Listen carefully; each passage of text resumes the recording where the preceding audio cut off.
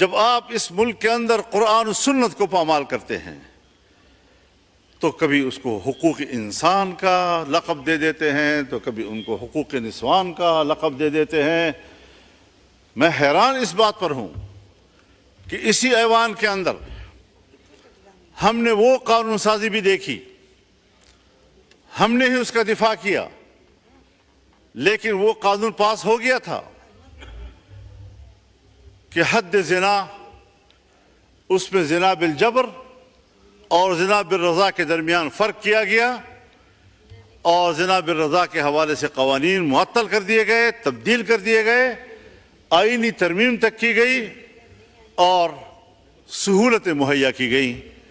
لیکن آج ہم 18 سال کی عمر کو نکاح کے لیے پابند کر کے اس پر سزائیں دے رہے ہیں۔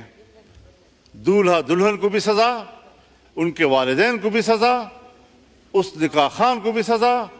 یہ کس قانون کے تحت اس قسم کی سزائیں آپ نافذ کر رہے ہیں؟ جبکہ اسلامی نظریاتی کونسل اس کو مسترد کر رہا ہے، تمام علماء کرام اس کو مسترد کر رہے ہیں، جو قرآن و سنت کے حوالے سے اتھارٹی تصور کیے جاتے ہیں وہ اس کو مسترد کر رہے ہیں۔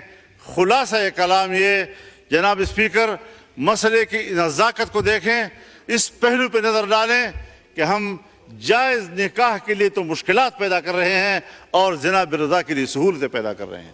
یہ علامت ہے ایک پاکستان کی اسلامی مملکت کی۔ اس کے بعد ہم اس کو اسلامی مملکت کہیں گے؟ یہ کوئی صرف جھومر ہے کہ ہم ماتھے پہ اس کو لٹکاتے رہیں؟